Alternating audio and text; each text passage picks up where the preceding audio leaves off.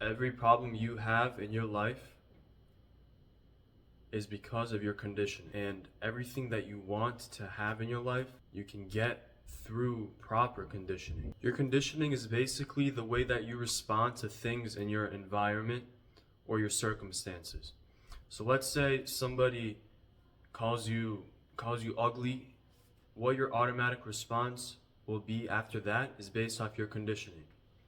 So some people would be like, no, you're ugly. Or a new mindset that I learned is, and I started putting this into my conditioning, is a person is calling me ugly. It's not based off me.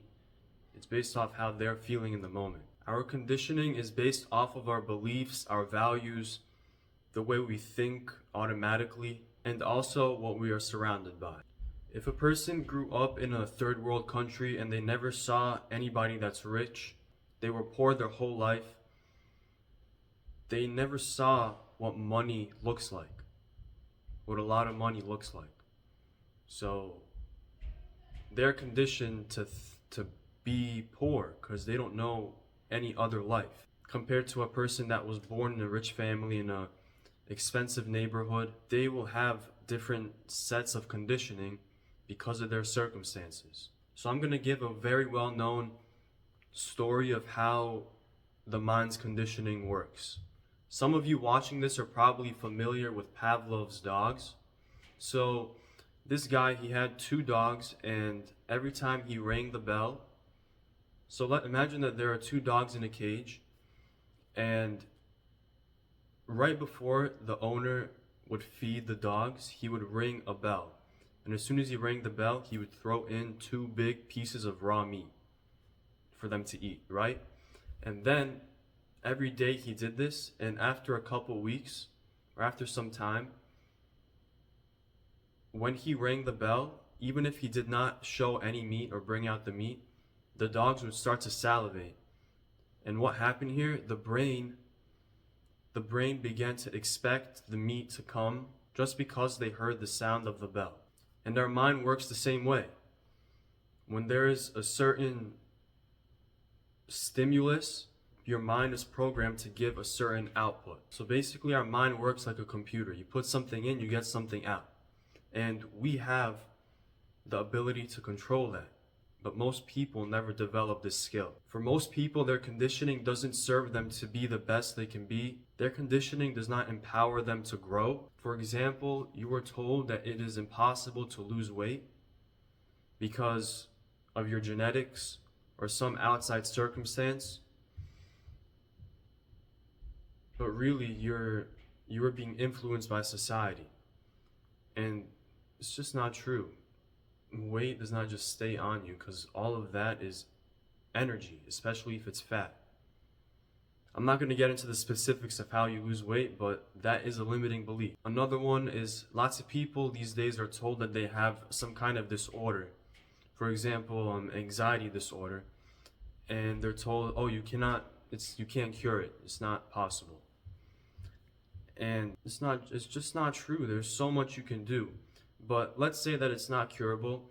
Who will have a better quality of life?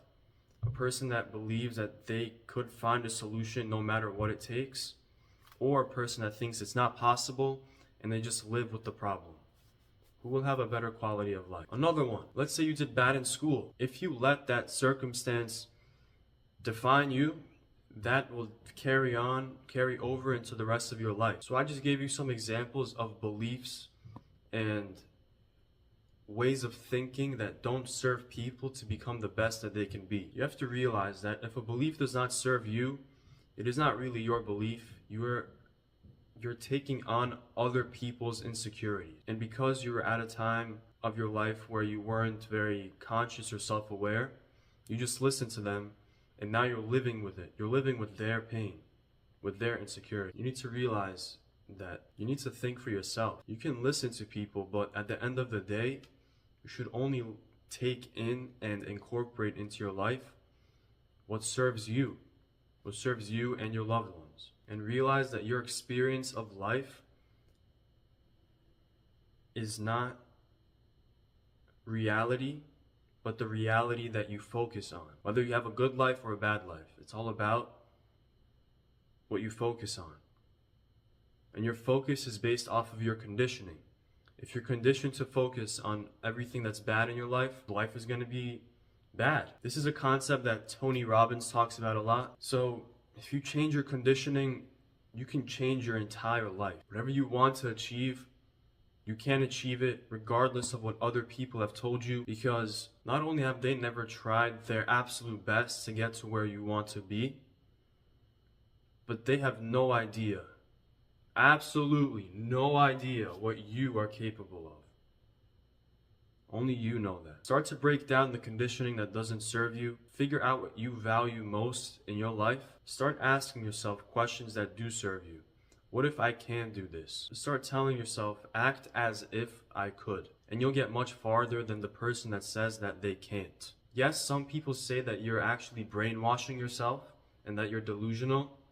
But if you're not living the life that you know that you were meant to live, I think you're already brainwashed right now. So what you're really doing is unbrainwashing yourself so that you can live a life full of meaning and fulfillment and whatever else you want. There are a couple book recommendations that I use to learn these lessons, and they actually speak about a lot more than I've covered here.